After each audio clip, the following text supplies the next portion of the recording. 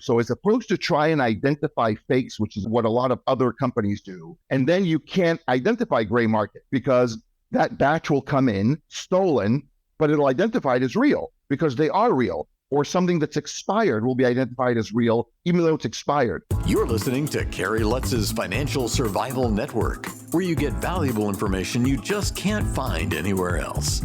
To thrive in today's trying times, you need the Financial Survival Network, now more than ever. Go to financialsurvivalnetwork.com and get your free newsletter and gift. Financial Survival Network, now more than ever. Welcome. You are listening to watching the Financial Survival Network. I'm your host, Kerry Lutz. Well, we've got a new technology that I personally find fascinating. I'd love to tell you the ticker symbol and where to buy it, but you can't right now because it's private. But it's definitely a company that you need to keep track of, keep watching for. And the CEO is with us, Roei Ganzarski. The name of the company is Alithieon. And Roei, great to have you on.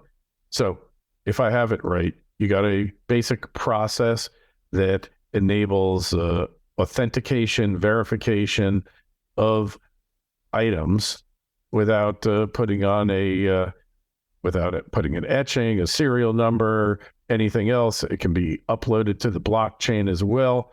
Why don't you elaborate on that for me and explain why it's so important and why the potential is there for investors? Hi, Kerry. Yeah, you're absolutely right. And thanks for having me on. Alithieon basically fingerprints items. If you think and you ever watched CSI or any one of those cool spy movies or police movies where they find a fingerprint of someone and they want to identify who it is, they'll compare it to their database and find the bad guy, if you will, by comparing fingerprints. So they don't need a driver's license, a passport, a badge. The fingerprint is all you need to identify irrefutably that person. We have done the same thing for items. What we found is that every item has inherently a type of fingerprint. We call it a feature print that we have developed a way to identify and codify with just a camera, industrial camera, iPhone, a regular standard off-the-shelf camera. We can take a picture of an item. Our software, our AI algorithms will then identify on that specific item its unique fingerprint, codify it into what we call a feature print, and store it.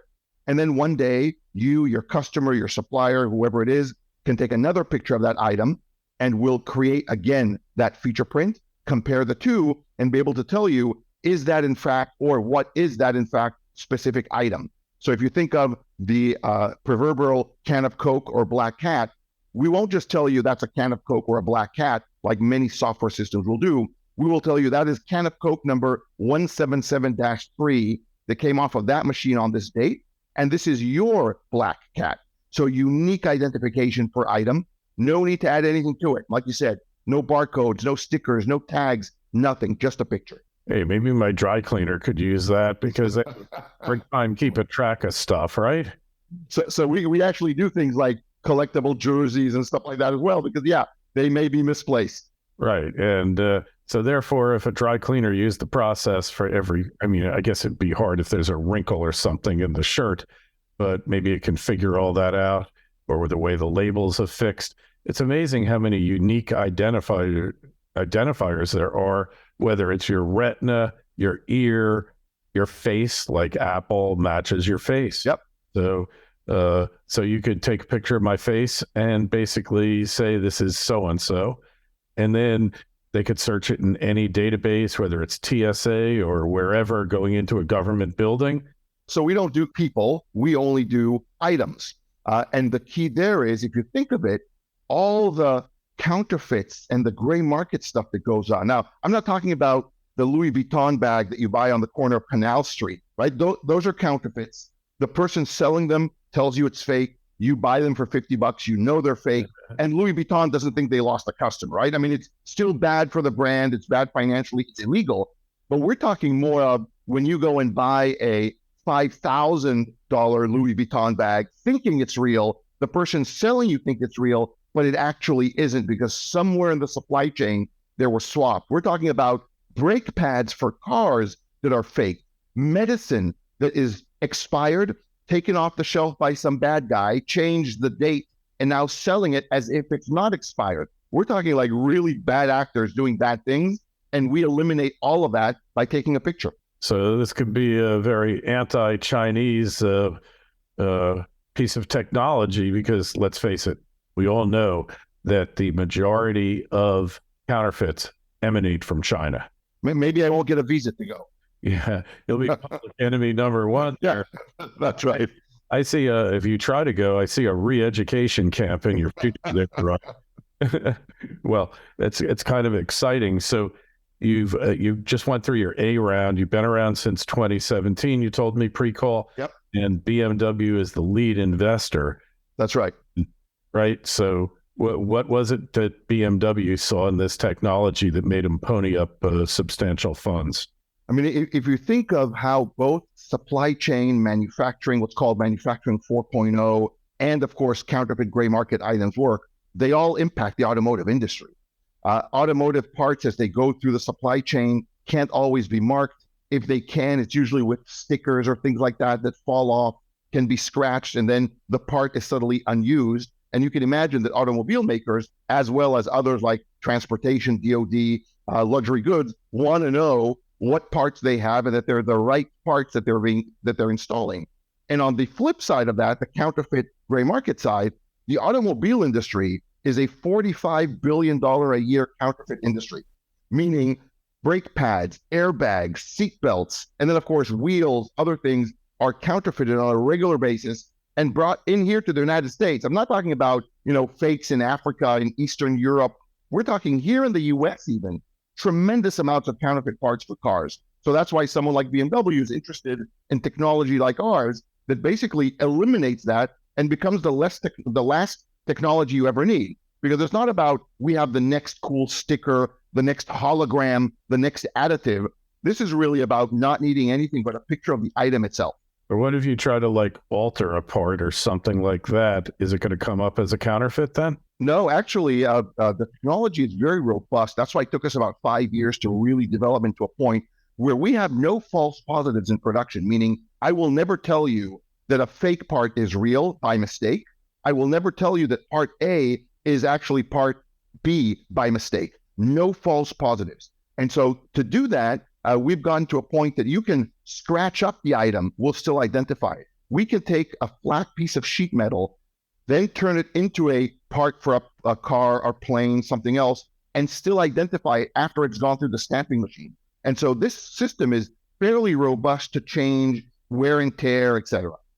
So counterfeit parts in the aviation industry, a big problem. Yeah. Especially like counterfeit fasteners. Yeah, so that's right. 1 million of them. How long would it take you to scan 1 million airplane fasteners? And not long at all. I mean, if you think of it, the easiest way to do it is within the production line. So where these fasteners are made, instead of trying to do something special at the end of that production line or before shipping, wherever that fastener is that is the original fastener, you take an image of it. It can be fully automated. So you have an industrial camera sitting on top of the production line. As the fasteners go by, you take a picture of every single one of them. Then when the manufacturer gets those fasteners, either in receiving or literally as a technician is about to install them, they can take a picture of them with their phone. It'll tell them, yep, this is in fact an authentic fastener. It'll even tell them, this is fastener number 125-8 that came from this supplier and arrived on this date into your loading dock. So it can go down to that detail. And also, if somebody hijacked a load of fasteners and then they go to sell them and the manufacturer basically or the distributor reported this batch stolen, right, then you'd instantly know they were stolen, right? Exactly. So that's the beauty of what we do. So as opposed to try and identify fakes, which is what a lot of other companies do, and then you can't identify gray market because that batch will come in stolen, but it'll identify it as real because they are real. Or something that's expired will be identified as real, even though it's expired.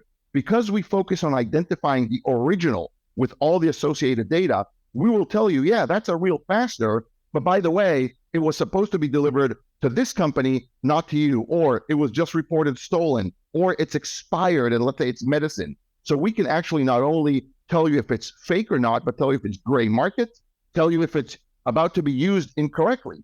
Maybe it's a real fastener that you have legally. You're about to install it on the wrong body aircraft, and you did it by mistake because they're so similar. So we can even avoid human error based on misidentification. Wow, that's really amazing. How did you conceive of this? How'd you come up with the idea, Roy? So our two mathematician founders, are geniuses and very experienced when it comes to optical AI or machine vision. If you've ever seen kind of movies of the mailroom and thousands of letters go through this conveyor belt and something's reading these envelopes and packages and sorting it through the country, these guys did that in 1994. And so they know how to take pictures of things, apply really advanced mathematics to it to solve a big problem. It was mail before, and then they spun out or sold that company and created Alithieon, which basically does very similar things, but in a complete different sense. It takes a picture of something, applies really advanced mathematics to it to solve a big problem. In this case, counterfeits, gray market, traceability. So they could do this with money too, right? And then you could track money. So we do it. Money, coins, baseball cards, shoes, art, and then of course, brake pads, medicine. So it could be the full gamut of any physical item. What do you think the most useful application, most important application of this technology is going to be, Roy? I think it's going to be medicine, car, plane parts, things that basically the consequence of getting it wrong are lives, right? They are today, for example, already been caught. HIV pills, fake. Condoms, fake. All sorts of vaccines, fake. Brake pads, we talked about, fake. When you get those wrong, or when those fakes go in your car, in your body, and they're wrong, you can die. And so to me, that's the most important mission we're on, is solving those. Interesting. Very, very interesting. And I see the applications are manyfold and literally industries all over, especially Rolex watches, things like that. You can authenticate, I guess you can authenticate the Rolex, but then they could replace the insides of it. So actually, interestingly enough, when we deal with luxury goods and watch items, exactly like that, they identify the watch in 4 places. So they'll take images of the outside, front and back, and the inner movement. And so no, you can't even replace the chain and try to trick the system. The system will actually say, for example, the watch is real, but the movement inside is not. Or the watch and movement are real, but someone's replaced your bracelet. We can catch all of that again with photo. That's amazing. Huh. It's pretty cool stuff. Applications. Yeah, this is going to be a global standard. I assume you've got substantial intellectual property associated with this too. We do. We have literally tens of patents, over 45 patents already approved around our technology. And so while there may be a lot of copycats out there of our tech, the patents around our technology are substantial. All right. So give us an idea when you expect this company might go public. I hope we can talk about that in the next 24 months. That's the kind of the goal, is to grow rapidly. But first of all, the focus is solve the problems. Then IPO, et cetera, will come later. Right. And you've got revenue now, right? Yeah, we do. Yeah, we have customers in both Europe and here in North America in 5 distinct segments that we work in. Luxury goods, collectibles, arts is one. Transportation, so car parts, plane parts is the second. DoD or DoD related suppliers is the third. Pharma and medicine or medical is the fourth, and then precious metals, gold, silver, etc., is the fifth. That's really cool. Hey, well, it sounds pretty amazing. I hope you'll come back on when you're ready to do your IPO, because you're privately held. I can't ask you a lot of questions. I understand, but BMW is a lead investor. Can you tell us whether they're using technology yet? I can't tell you, but they are our lead investor. Okay. Well, we'll leave it at that. Hey, people want to find out more about you, Roy, the company. Where do you go? How do we connect with you? You can go on our website, www.alithieon.com. You can also follow us on LinkedIn, or just send us an email at info@alithieon.com, and we'll be happy to answer what we can. Great. Well, we really appreciate you coming on the show. We'll have a link to alithieon.com in the show notes of this interview on financialsurvivalnetwork.com. Make sure when you're at the site, you go sign up for your free newsletter. Roy, great luck on this. It sounds really exciting, and we'll look forward to the next interview. Thank you, Kerry. I appreciate it. Thanks Thanks for listening to Kerry Lutz's Financial Survival Network, your solution to today's trying times.